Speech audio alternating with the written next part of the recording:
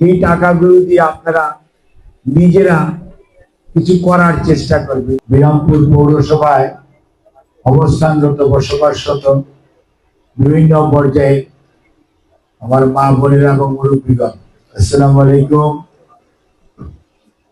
নমস্কার এবং জোহার। সম্মানিত উপস্থিতি, আমরা ইউনো সাহেবের কাছে এবং আমাদের অনেক বক্তার বক্তব্য শুনেছেন।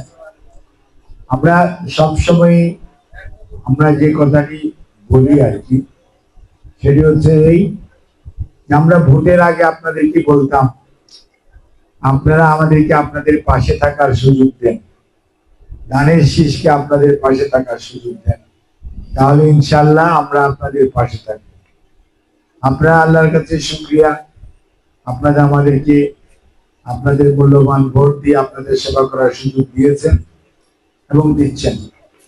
সেজন্য আমরা অনেক কৃতজ্ঞতা প্রকাশ করছি, আপনাদেরকে ধন্যবাদ জানাই এবং আমরা আমাদের কথা রাখার চেষ্টা করছি।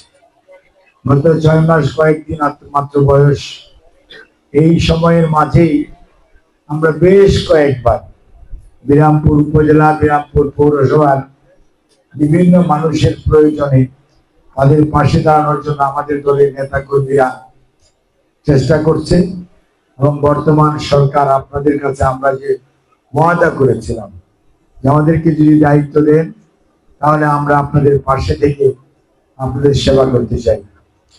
যেহেতু আপনারা আমাদের উপর আস্থা রেখেছেন, আমাদেরকে সুযোগ দিয়েছেন আপনাদের সেবা করার, সেজন্য আমরা মনে করি এটা আমাদের নিজের দায়িত্ব। সেজন্যই আজকে হয়তো পৌরসভায় অবস্থানরত যারা দুরারোগ্য ব্যাধিতে আক্রান্ত অথবা যারা আর্থিকভাবে একটু কম অবস্থাপন্ন, সেই সমস্ত মানুষগুলোর পাশে দাঁড়ানোর জন্য আমাদের বর্তমান সরকারের মাননীয় প্রধানমন্ত্রী জনাব তারেক রহমানের যে ঘোষণা, উনি সবাইকে নিয়ে একটি অন্তর্ভুক্তিমূলক, মানে সবাইকে একসাথে নিয়ে এমন এক ভিন্নতার কারণে 3 বেলা পেট ভরে হয়তো খেতেও পায় না, সেই সমস্ত মানুষগুলির পাশে দাঁড়ানো আমাদের দায়িত্ব এবং কর্তব্য বলে আমরা মনে করি। তারই ধারাবাহিকতায় মাননীয় প্রধানমন্ত্রী সুনির্দিষ্ট দিক নির্দেশনায় বর্তমান সরকারের সমাজ কল্যাণ এবং শিশু মহিলা বিষয়ক মন্ত্রণালয় আপনাদের পাশে সহযোগিতার হাত বাড়িয়েছে।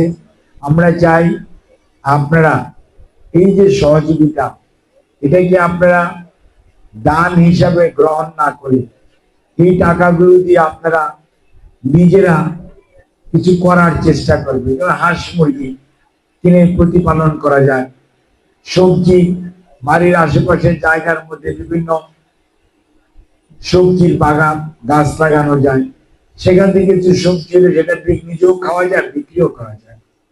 স্কুলে যাবে বাচ্চা, তার হয়তো খাতা নাই, তার খাতা পেন্সিল কিনে দেওয়া যায়। অসুস্থ, তার জন্য কিছু ওষুধ কেনা যায়। অর্থাৎ আমরা যেটি বলতে চাই যে এই অর্থটা আপনি এমন ভাবে কাজে লাগাবেন যেটি আপনার পরিবারের আর্থিক উন্নতির জন্য কাজে লাগে। এবং আমরা এই যে সহযোগিতা, এটা কিন্তু বর্তমান সরকারের একটা ধারাবাহিক প্রক্রিয়া, এটা অব্যাহত থাকবে ইনশাআল্লাহ। আজকে হয়তো আপনারা 500 জন পাচ্ছেন, কালকে হয়তো অন্য 500 জন পাবেন, তারপরের মাসে হয়তো অন্য জন পাবেন। এটা কিন্তু চলমান প্রক্রিয়া থাকবে। কারণ